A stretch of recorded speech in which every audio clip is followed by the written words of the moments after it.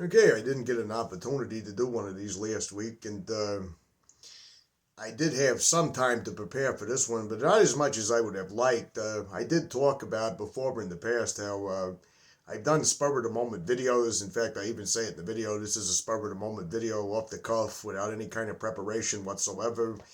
And I do feel that the content overall suffers when that happens because there are certain key points that can be missed, or there are certain crucial points that I might forget about without any kind of pre-planning in mind.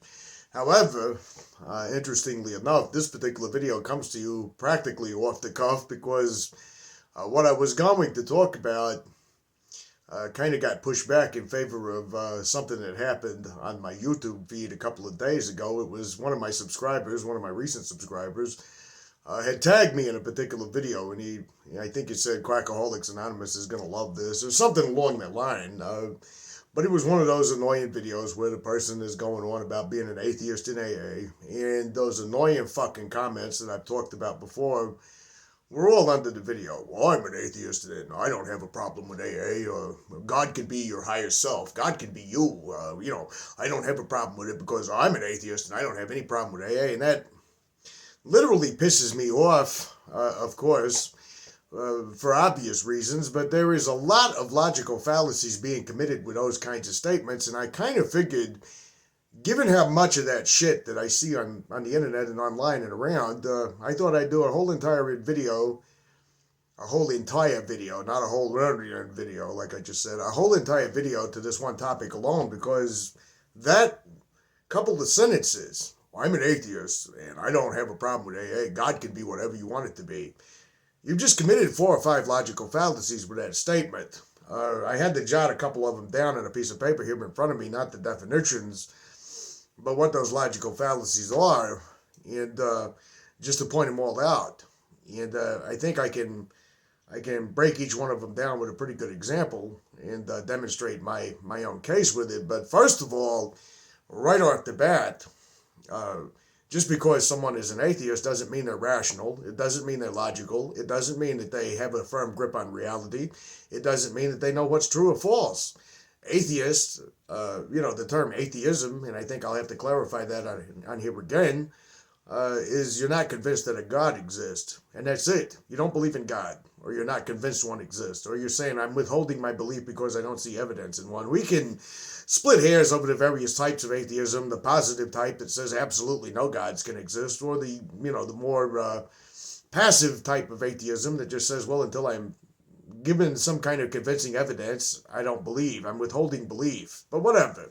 It's really not the topic of this video. The topic of this video starts out by pointing out that because you're saying, well, I'm an atheist and I don't have a problem with AA, that carries no credibility whatsoever. In fact, that's totally and completely irrelevant to the topic at hand. Just because you're saying, well, I'm an atheist and I don't have a problem with AA, doesn't tell us anything. It doesn't tell us if you have a firm grasp on truth. It doesn't tell us if you're being honest. It doesn't actually change the outcome of the situation simply because someone says, well, I'm an atheist. I don't have a problem with AA. That doesn't make AA true. That doesn't make AA a program that actually works. That doesn't make AA an effective treatment for addiction problems. The statement itself actually carries no weight whatsoever. It's totally irrelevant. You might as well say, well, I'm a fan of HBO series and I don't have a problem with NBC programming. Totally irrelevant. But rather than try to do a lot of spinning around, I thought I would point out the logical fallacies themselves being committed right there in that one little simple statement, go over them a little bit and explain it to you a little bit more in depth, and yeah, we'll just go from there. The very first logical fallacy you're committing here is an argument from authority fallacy. An argument from authority fallacy generally tends to take many forms, but very much the implication of I'm an atheist and I believe in AA is implying that because you're an atheist, that lends credibility to your claim. You're saying because I'm an atheist and I'm convinced AA works, or I don't have a problem with AA and I'm an atheist. Simply saying you're an atheist doesn't give you authority to judge whether or not AA is effective, whether AA is true, whether or not AA is a cult, whether or not AA is a religion, whether or not AA saves anyone or not. you're saying the words, I am an atheist, as though that gives you some kind of credibility.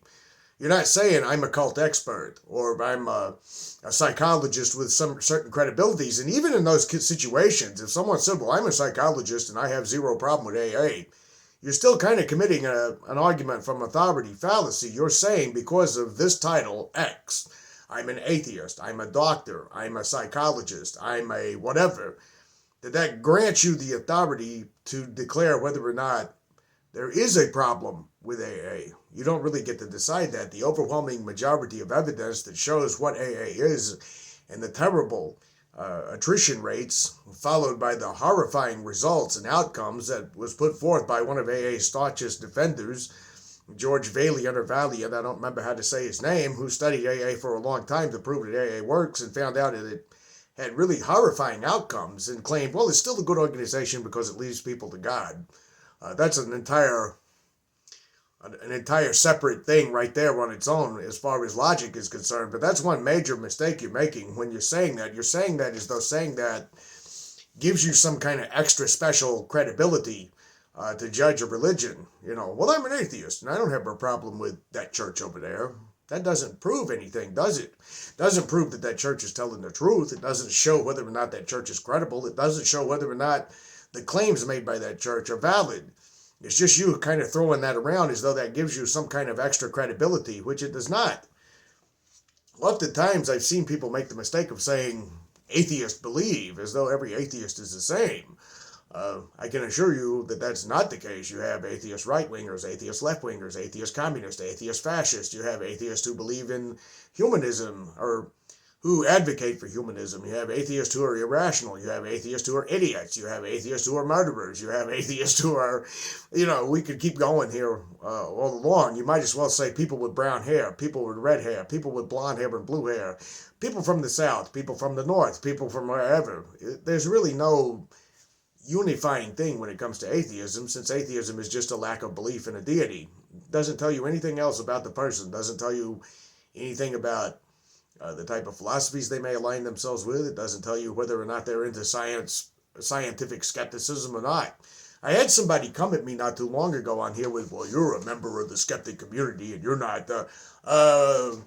Time out. I never said I was a member of the skeptic community. There's a large majority of the skeptic community that I don't really like. I find them to be arrogant, entitled assholes, some of them, who think that they were cut above the rest of us because they got that label and that badge on them. I'm a skeptic, so I get to say whatever the fuck I feel like, and you can't question my political opinions, and you can't question my takes on this or that or the other thing because I'm a skeptic. It's the same fucking argument you're making when you say, I'm an atheist and I don't have a problem with the cult religion of AA.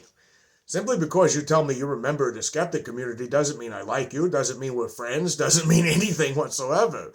And I don't consider myself a member of any community. Like I have quoted on here before, I would be suspicious of joining any community that wants me in their community.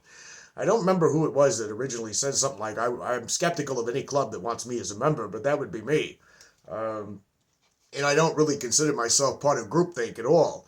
On anything else. So when you accuse me of being a member of the skeptic community who has a problem with this, first of all, if you got a problem with me, you can just say you. You don't have to align me with some group of people to lump me in with them, Just like I had someone say, well, you're just one of them liberal woke fucks or whatever. Well, if that's what you glean by watching these videos, fine.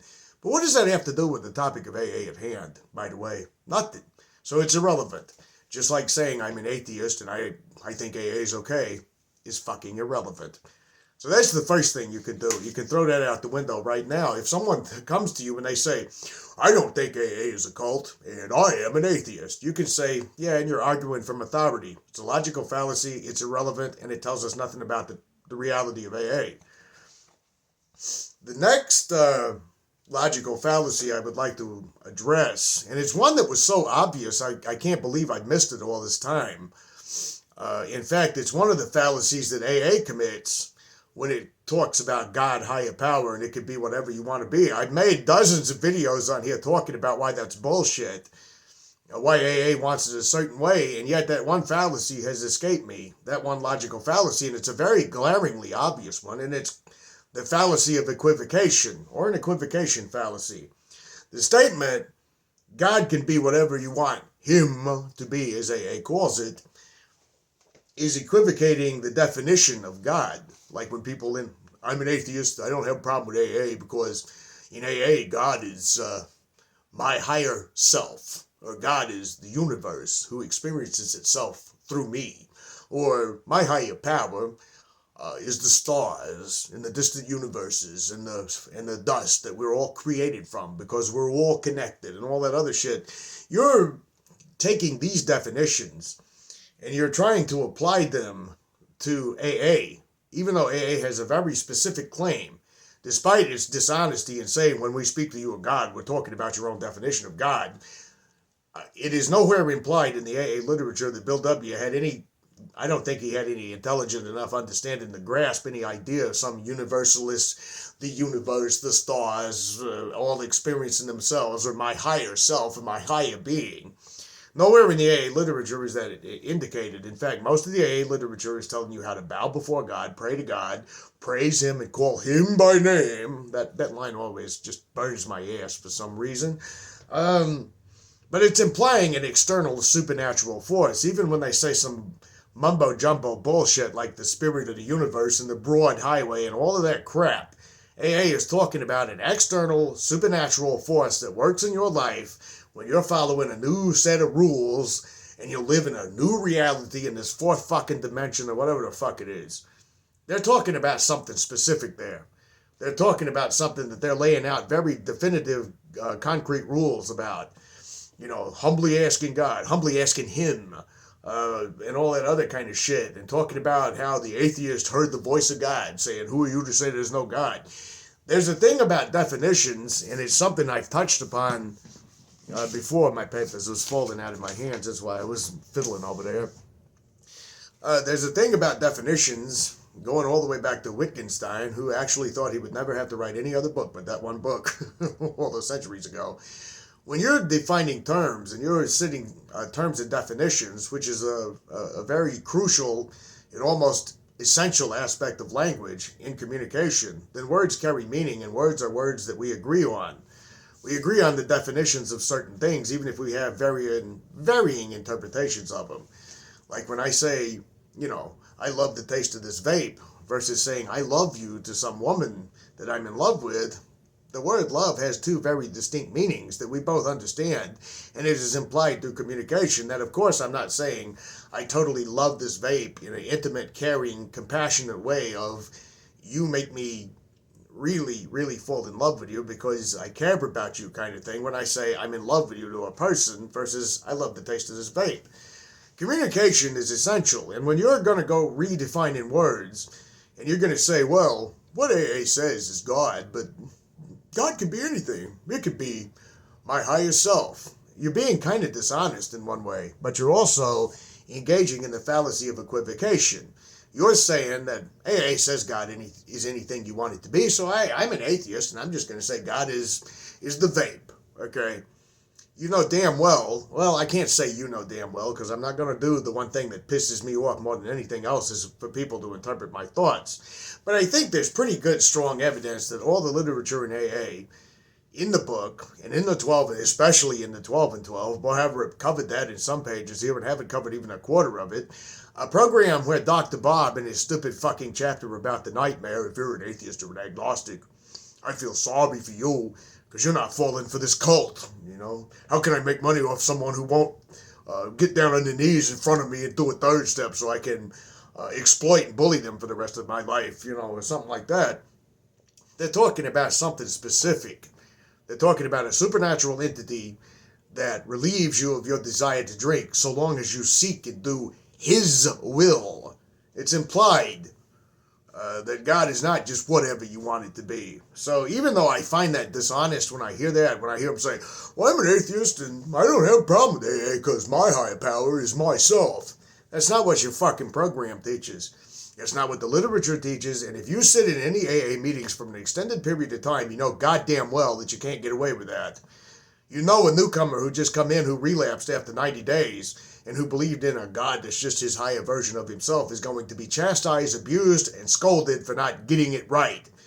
And by the way, how do you do a third step prayer on your knees to a higher version of yourself that you believe in? See, if there's a higher version of me out there, which I don't even know what the fuck that would mean, but let's say there's a higher version of me out there and he's more intelligent than I am, not hard to do, that he's handsome or something like that, I guess. I don't know, higher version of yourself. I know me, and I wouldn't want me to bow to me. I'm just fucking with you, but you see how ridiculous that is, how silly that is. How are you going to take a third step on your knees to yourself? I wouldn't want me bending to me. If for anybody who's old enough to remember Wayne's World, when they come out and they're like going down on their knees in front of Aerosmith and they're talking about we're not worthy, and Steven Tyler says you're worthy, get up. Okay, well that's my higher me talking to my lower me, even though I don't know where the lower me would be. But anyway, it's nonsense. But the fallacy that they're committing there is the equivocation fallacy. They're trying to say God is whatever you want it to be. It could be the bookcase. Not equivocating that to what the AA literature says, when the AA literature is very specific about what God is. Okay. Special pleading. Now, special pleading I've covered on here before, but I didn't really think it would fall into the category here, because special pleading is usually a thing where you're trying to make an exemption for something. Like if, in fact, they even revamped and revitalized, they reworded the Kalam cosmological argument because it was so easily refuted at one point because of this very thing. See, when they said everything that exists must have a cause, and the universe began to exist, so it must have a cause, and a cause is God, it could be easily thrown out with the special pleading fallacy alone. There are other details to this, but if you say everything that begins to exist has a cause, and I say, so how did God begin to exist? They say, well, he didn't need a cause. He's God. And I say, but you just said everything that has to exist, everything that begins to exist has a cause. Well, it's different when it's God. You're special pleading. You're making an exemption to a case. But in this particular thing, AA requires faith to work. Faith without works is dead, right? You're supposed to act as if. You're supposed to pray as if you're believing. You're supposed to never pray for yourself. You're supposed to always get down on my knees in the morning and say, how can I best serve thee? You're supposed to do some kind of third step prayer on your knees with your sponsor. You're supposed to do this kind of prayer, that kind of prayer. They got a lot of prayers for a lot of things for a group of people that aren't in religion, But it's a faith-based program. It is a program of faith.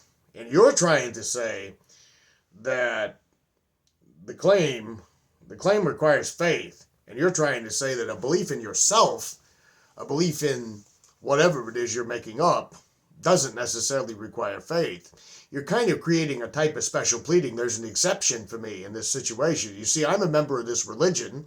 I believe in this religion, but I don't believe in the actual spiritual aspect of the religion. I'm just religious in the sense that I pray to myself or whatever I want to choose to pray to, including a bookcase or a vape. But everything else in this religion is fine. I'm just going to make an exception in this faith-based claim of AA that says you must believe in a spiritual being in the universe, because it fits my definition of it. There is some things here that's also wrong with this type of claim, and that is, if you're saying I believe in a higher version of myself, it's kind of, how do you know that that's actually a good thing to do? How do you know that saying I believe in a higher power, but I'm an atheist, so my higher power is my higher self? How do you know that's rational? How do you know that works in your best interest? How do you know that a version of your higher self that you want to strive to be is not going to be detrimental for you, because you may not ever be able to meet the standards that your so-called higher self that you've created, basically. Maybe you can't ever live up to those standards. Maybe that makes you feel like a failure. Maybe it has nothing to do with quitting drinking. Maybe it has nothing to do with rationality. Show me how it works. Show me where saying, well, I'm an atheist in AA, and I just believe my higher power is the stars in the sky. Show me how that has anything to do with quitting drinking in a way that's healthy for anyone else other than yourself. And if it's just for yourself and you're not going to follow the rules of AA, then again, you're going to create your own special program where I love the meetings. I love Bill W.'s bullshit. I'm going to sit silent while people say some have to die so that others can live.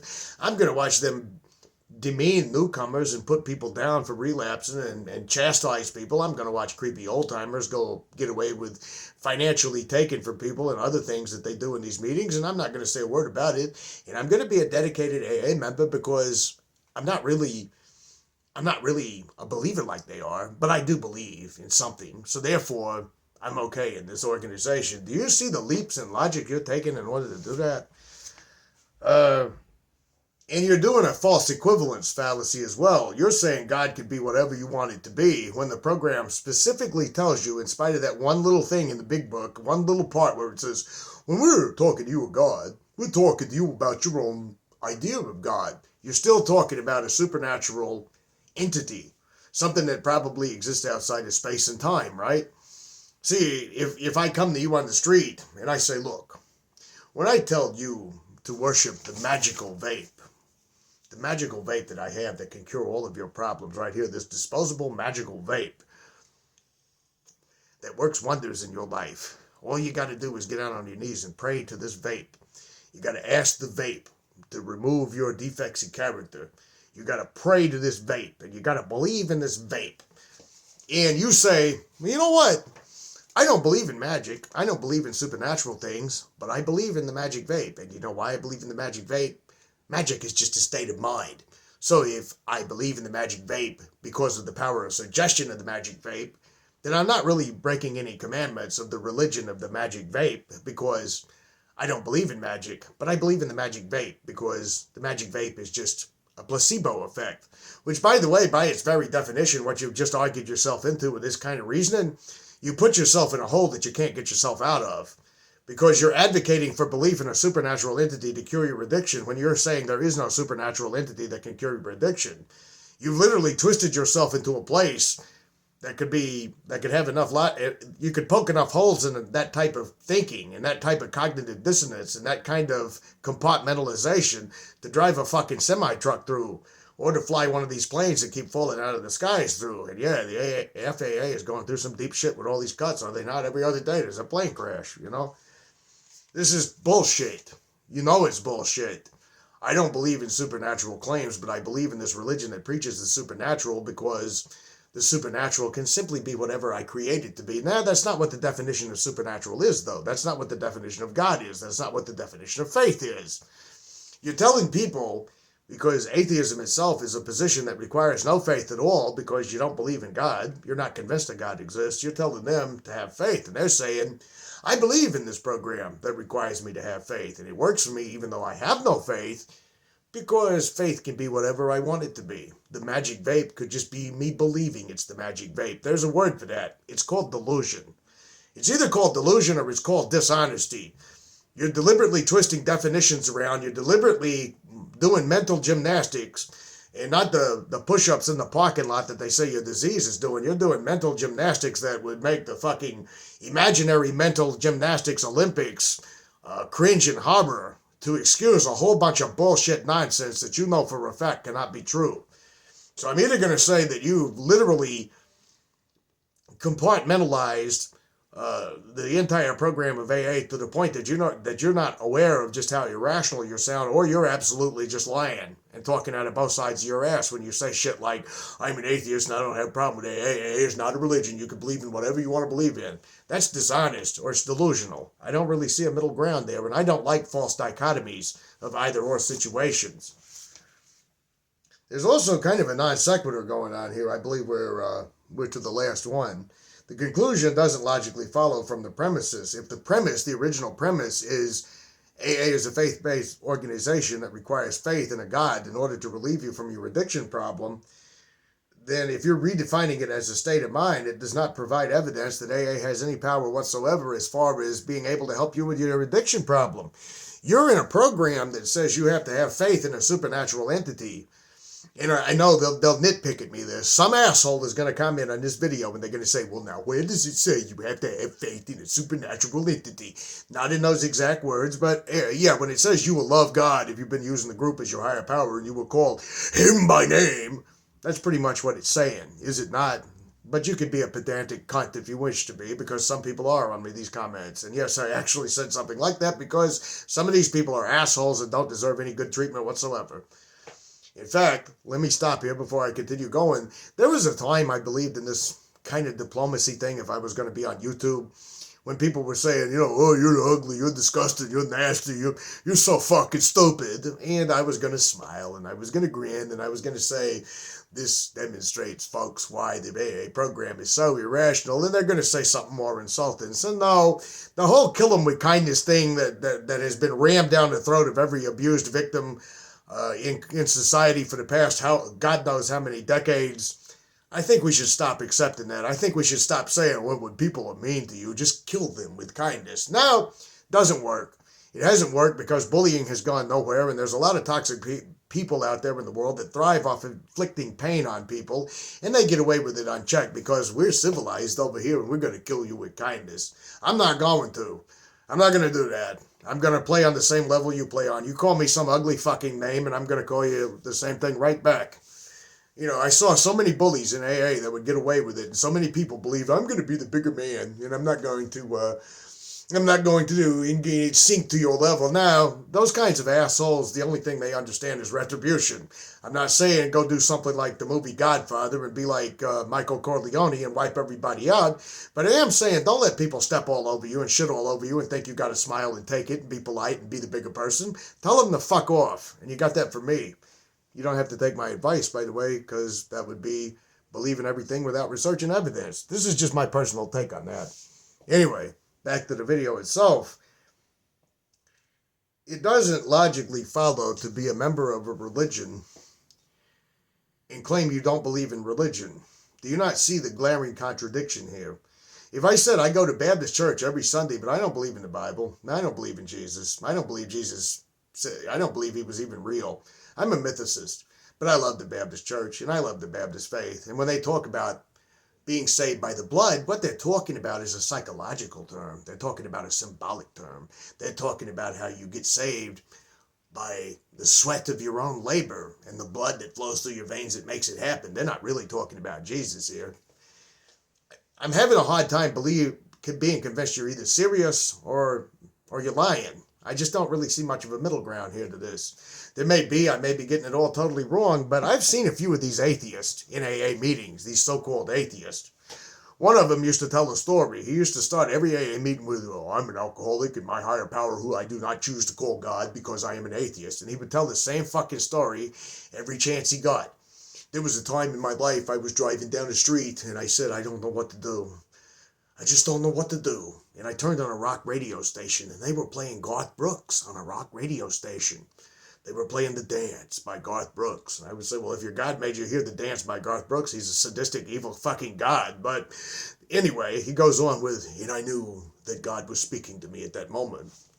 I just thought you said you had a higher power you don't choose to call God.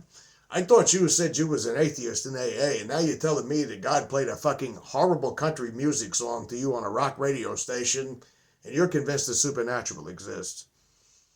Yeah, that all adds up. Anyway, I think I've about said all I can say on that subject, but I decided to make this video about that subject because that was going to bother me and that was going to piss me off. And I just said I'll cancel the plans for the video I had this week in favor of that video. This video, the one you're watching right now. And true to my word, I don't know if I can do this every single time or not, but I did manage to print out a subscriber comment. It's a very lengthy one, but bear with me because I think it highlights so much that's wrong with AA. So, before we close out, that was a Freudian slip. It's an AA meeting. Holy shit, somebody read the fucking promises. I'm getting re-traumatized here. The subscriber comment, quote, AA haunts me. The brainwashing of how I can't survive without them is so seared into my psyche that I have to have conscious sessions where I rationalize that AA is a cult and I don't need it. It truly warped my identity to the point where even after a year and a half away from it, I still have lapses where I have to catch myself in some kind of AA mental argument. I've gone through that. Trust me, you're not alone. I've gone through that. I'm reading their comment. They continue, quote, the mindfuckery of cults is horrific. I have little faith in groups of people because of AA. My experience with AA taught me how groups of people have a propensity to become an echo chamber. Couldn't agree more. It taught me how easy one can lose themselves in collective thinking. That's important, especially in this day and age. The experience of indoctrination and deprogramming is so eye-opening about the world around. I hope to be my own for the rest of my life. I just want to keep my influences limited to things that make sense to me. This life requires us to deal with a lot of bizarre institutions, and it requires us to pay money for living in it, which means we have to make a living by earning money. So while my goal set is as simple as doing my best to make a living while staying in my lane and enjoying my own people, I have no desire to be forced into other people's lives and have to pretend like I want to be there. That's worthy of a video right there. The people in AA and how you're supposed to trust them all. AA was like this thing we had to do, and it forced us in close proximity with complete strangers so we conceded and pretended to get along. I hated certain people in the room so much, and for good reason, yet I kept subjecting myself to them. The powerful brainwashing is what I attribute to all this phenomena. One of the greatest gifts about being out of the cult is the freedom of who I choose to be around in my spare time. It's absurd that we were coerced into thinking we had to cram into these meeting places with complete strangers and were expected to do so the rest of our lives. It's absurd that we were led to believe we would die or go to jail or mental institution if we didn't do AA. Department of Corrections, rehabs, detoxes are all in bed together. They are. The best thing I know to do is avoid these places because all they want to do is keep you entangled in their system. They trap you with self-defeatist propaganda. Thing is, the only way out is developing a strong sense of self, the very thing they tried to dismantle. I just couldn't agree more. That was so well said that I almost read it twice because I think that sums up so much that's wrong with the world today. This groupthink, this idea that you have to conform, you have to like everybody in this made-up fucking tribe that AA forces you into, and the fact that the legal system doesn't want you to get better, and the only way to get better is to have independence and self-will and choose for yourself and think for yourself and be yourself. The very thing they want to take away from you so you're dependent on them. Anyway, I think that's about all I got for this week. If you got something out of that, let me know in the comments. Chime in and tell me if you've ever encountered people like that, these people that believe God is talking to them, and then they'll sit in meetings and say, but I am an agnostic. No, you're not. You're making a claim that a supernatural entity is guiding you, that you don't believe in the supernatural entity which is guiding you. Yeah, that all adds up. The power greater than themselves didn't restore them to sanity. The power greater than themselves restored them to even more insanity. Next time.